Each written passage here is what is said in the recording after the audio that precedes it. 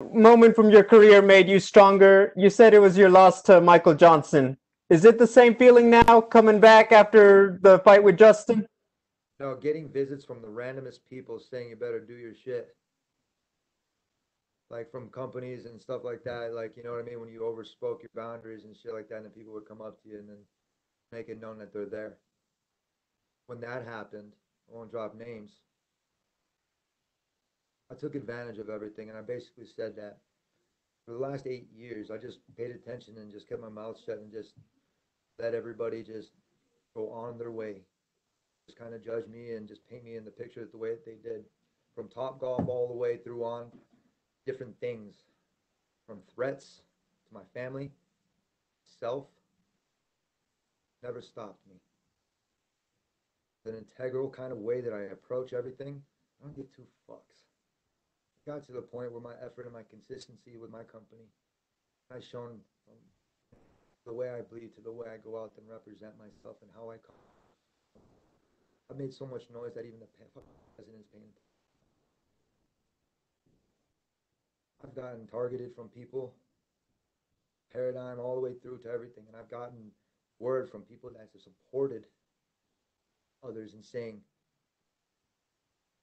like, yes, you were targeted. Nobody spoke up. You know what that does to a guy? Got a whole bunch of bullshit that my life has made me who I am today. Where I am in my life right now, it's gotten to the point where I feel completely naked. I've opened my doors, I've opened my windows, and I've allowed myself to be open to the world. That way people can see. Everybody's going to paint me in that picture of how they always wanted to do it. But for those 8 years, I was a facade. I was to see who was really connected. For the people that have my back to see overview. This is where we're at today. I have UFC 256. I'm the co-main event. Nobody spoke up for me to get a title fight with 12 fight win streak. Years in the making. What did I do wrong? What did I do wrong? Step on somebody's toes? Did I speak up for myself? I was so bad, right? This is funny to me. This is funny to my family. I come from a background too where humility been instilled into me. Grew up around my pops, around people with autism, Down syndrome, and guys that thought they were fucking 12 years old that were really. Grew up around that. I've always situated myself around people that were always in or hurting. I don't know why I do it, but it happens naturally. All the hoopla and the media and everything, and all of never have I said it once. The media wants to run with stupid shit and they want to say, but you know what? I'm represent my country. Doesn't even have a name. I call it the Sandlot. Fucking Motley Crue, but make it work. Done is I've earned my way to victory now. John Shelby saying, the person that comes through your academy and that works and trains with you can fit. Give him a shot in the UFC. Thick and thin through everything I've ever been with my company. Something to show about. Especially during COVID times when people stayed. It happened with and man, stuff and the love that I have for the sport and the passion that I have for buddy. Expect you to on that. But there's still left, still juice left. Coming this weekend, UFC 256. You guys are gonna see not a new me, metaphors and similes. Go out there and just represent. Gotten rid of all the toxicity, of energy, bestowed on me. Integrity and God, my witness, will go out there and I'll.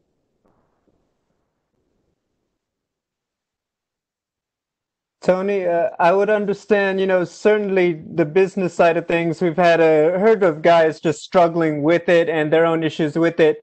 I would like to say, though, when you were added to this card on short notice, a lot of people got excited about it. They got excited to see you, and you bring in the people because they're ready to see El Kukui. So my question is, this is still a big fight. You know that business side of things, the big names in the future, all of that is going to be part of the equation. How much is this about finally fighting those guys, but then how much of it is just doing business your own way? It's not about doing business, man. It's a family. Family sticks together. Sure, you'll argue with family and you do your thing, man. And sometimes you might not like them, but you love them. I grew up in this company. I tried three. I tried out 3 times for this. I made it at 185 pounds, and they told me you're too skinny. I just hear from my buddy. Made it all the way to the third round. Second one, I had a shitty turnaround. I went to DC. I used my fight winnings, right, to try out for the 155-pound division. Used all my money, and the plane left without me. We got there too late, so I drove from DC to Charleston with no battery in my phone. When people pointed me in the fucking direction, I rented a car. I barely had any money for. I get there around like 6 o'clock, 6:30 in the morning. Tryouts are at 7:30. The shittiest turnaround. The guy said, he's like, you know what? Hey, if you get tapped, just keep on rolling. Blah blah blah. Put it in my head. Planted this fucking seed. Went out there and I looked like shit. Went to the bar and I fucking started drinking. Shittiest fucking moment, man. So all my fault.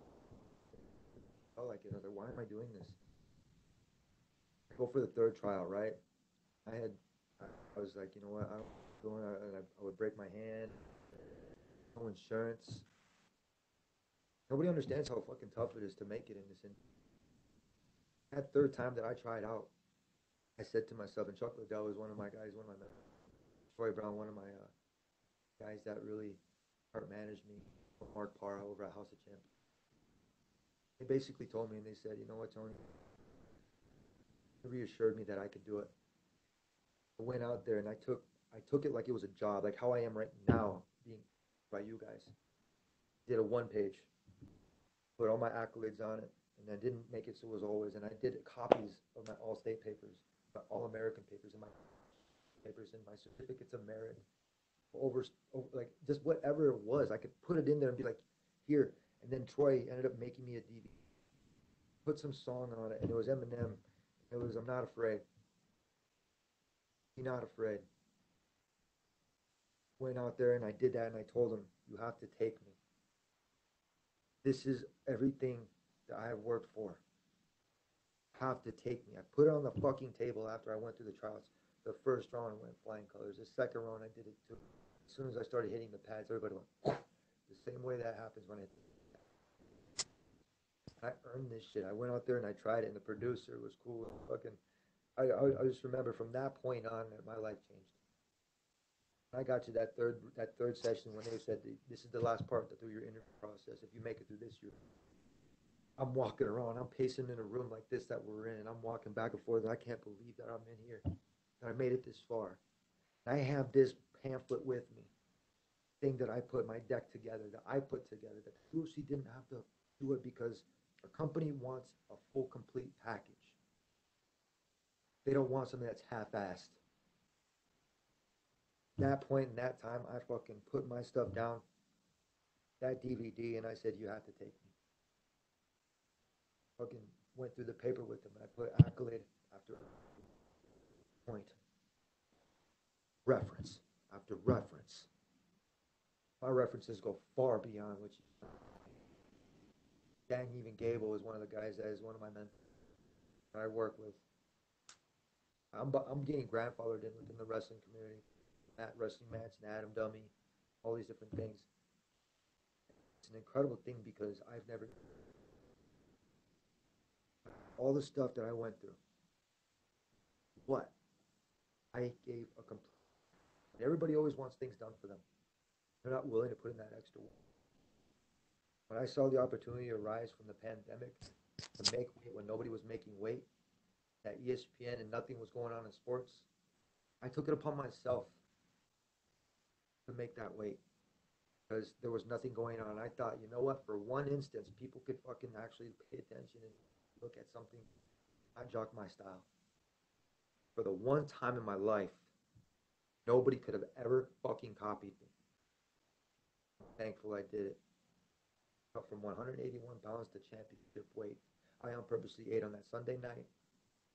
Ate chips and chips and chips and got myself to 181. I cut all the way to 150 4 days without it. Barely making it. Almost seeing God and almost fucking dying. You guys have no idea. Nobody would have ever known. Nobody would have ever known, which is except for the people that were around me.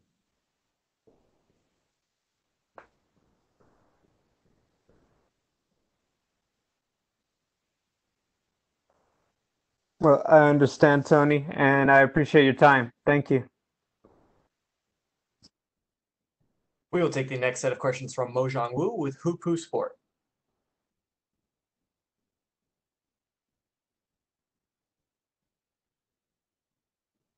Mojang, please go ahead. Okay, we will move on. We will take our next set of questions from Danny Segura. Hey Tony, we heard that previously the UFC was trying to book you with Michael Chandler, and Chandler seemed to be interested in the fight. You didn't want to fight him. You accepted the fight with Oliveira, though. Can you? Whoa, motherfucker! Check this out. Mm-hmm. UFC said that Chandler had a fight, and then Chandler said that he didn't have a fight. Somewhere along the line, somebody was fucking lying. I'm sitting here telling you, get your fucking facts straight. That's why I'm asking. No, that's why you're not asking. You're asking the wrong question. You're asking other people. Oliveira is the only game opponent that wanted to fight. Doesn't want to fight. Poirier doesn't want to fight. McNuggets ran and Tiramisu's gone. You got these assholes that were gonna fucking like put this guy's over top of me and then want to move me back down to number 5. It happened before. I hate to say it, but matchmaking is like a logarithm. Found it, called it. Been with the company for 10 years. Yeah. And prior to the Gaethje defeat, obviously you were in a historic run, one of the best runs we've seen at lightweight. Do you think a win here over Oliveira puts you immediately back in title contention and maybe you're up next? And that title's a wet dream. Like that farmer's insurance commercial. Oh, you almost got it. Keep it going. We're just going to keep dangling in front of you. We're going to keep trailing along. I don't know what the problem is. I don't know if it's because I'm Mexican. I'm American with Mexican parts. 12-fight win streak. 8 years in the making before women's sports were even in. Honor was on welfare. Henry Cejudo in the fucking youth. Like, all these different things, and I still didn't earn a title shot. But I'm still sitting here saying, fuck the free world. Just like Eminem, right? Most naked I've ever been my whole entire life. Still here, man, and I'm still waiting. I got the belt in my room. Go after another belt, but how much greed is that? I got an Ultimate Fighter trophy. I got a Fighter's Award only trophy. I got a UFC belt. I got medals, and I'm Lord of the Rings with all my championship rings. How much greed can you want? Like, you want to be like Khabib and hold on to it? You're just being an asshole. To me. Yeah. There's other fighters that deserve it. We got Chandler that's coming in and butting away, but look at now he's cutting. Check this out. It's almost like you're gonna go get tested for COVID, right? Like go ahead, go get tested first, Chandler. Let all these other people, like watch you and like take notes and everything. Yeah. Poirier, you got guys like Poirier, right? I'm trying to help him get a fight with myself, so that way the fans, my supporters, go and buy the fight, not illegally stream it. Because anytime I fight, they buy it. What else they're doing on the other people's? But they know I work my ass off, and they're like, Tony, hopefully you're getting pay-per-view points. What points? Yeah. No doubt you're one of the greatest lightweights to compete in the UFC ever. Obviously, you have the accolades, interim champion, tough, the win streak, obviously. Do you feel like maybe you won't see another UFC title fight come your way? Is that how you feel? I don't give a fuck. Dana's one of my biggest mentors, and I love Dana. But bro, I'm the one that kind of tells him and tells Shelby and fucking, hey, you guys are doing amazing. Shit up. These guys get a pat on the back for the stuff that they do. Instead of being criticized or people narking and being like, yo, we're gonna have fights over at the Touchy Palace fights and then trying to figure out other shit. That's some bullshit. You guys are working their ass off trying to help us fighters, trying to help us pay our bills and help because they understand. You have all these other people out in the world that have an opinion that don't fucking matter, bro. You're asking dumbass questions. Ask the right questions, you're gonna get the right answers. All right, Tony. Well, I appreciate the time. Looking forward to your fight on Saturday night. I'm sure it's going to be a banger. So thank you so much, and best of luck on Saturday night. Sir. We will take the next set of questions from Carlos Contreras with Milenio Diario. Hi, Tony. buddy? I saw you were talking to Brandon on the embedded and trained like for a couple of minutes together. In these times where the UFC has champions from all over the world, how does it feel to be part of this pay-per-view where two Mexicans, one Mexican American, one Mexican, are headlining a pay-per-view? Es muy importante para yo, para mi gente y para mi raza también, para mi gente en los Estados Unidos también. Very important for myself and for my Mexican heritage and for American heritage. I can go on and talk about culture and everything, but I'm gonna be real. I go out there and I fight for myself now. I used to spread myself so thin, trying to make everybody happy, get me anywhere. For 8 years, I told you I paid attention and just let people just paint me. 7 years actually, 7. Let people just paint me the way that they thought, and make a meme out of myself and make fun of me or call me a cringe. All of a sudden, became genius. Now everybody's wearing sunglasses. Nobody was wearing suits in this sport before I started coming in here, even before GSP. Now, Stitch Duran even told me, he's like, you're the best fighter I've ever fought. I'm going to call you the GQ killer. That was House. Sunglasses, suits, the term casuals and hardcore. I can go on and on for days, but the point of the matter is I'm not here for me and my close circle, which is my family, my faith, my family, my friends. The UFC, right? I'm the CSO of the UFC. CSO means Chief Security Officer. Shit happens. If you need something done, count on me. Reliable. Go out there and I make it happen. Name another motherfucker that's out there that's in the top 5 that does that shit. Top 15 or top 30. You got to go lower in the bracket to have fighters that are like that are barely making it, to have that attitude. For all these top 15, top 10, top 5 guys, they float around too much. Where I was floating. My mom always tells me, she's like, you know what, we're going to tie you back down because you're not cool. Enjoy the process. And is hungry. Body has changed. Standing myself, I've recovered faster than fucking help people in their.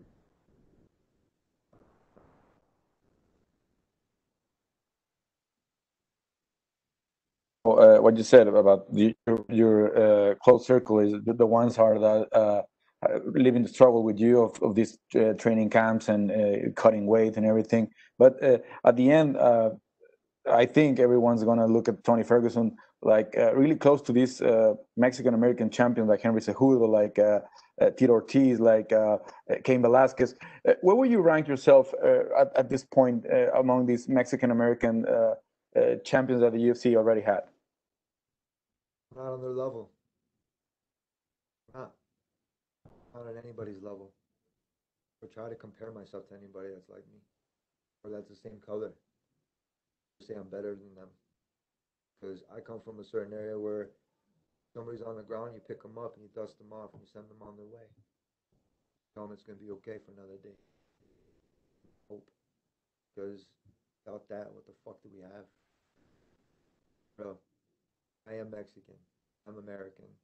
More along the line, it got stupid because family wasn't from Mexico. I wasn't accepted. Then I wasn't accepted as American. What the fuck is that? You gonna tell me I'm in limbo here? No, bitches. Everybody else is in limbo. And unplugged from the matrix. Everybody else is in limbo.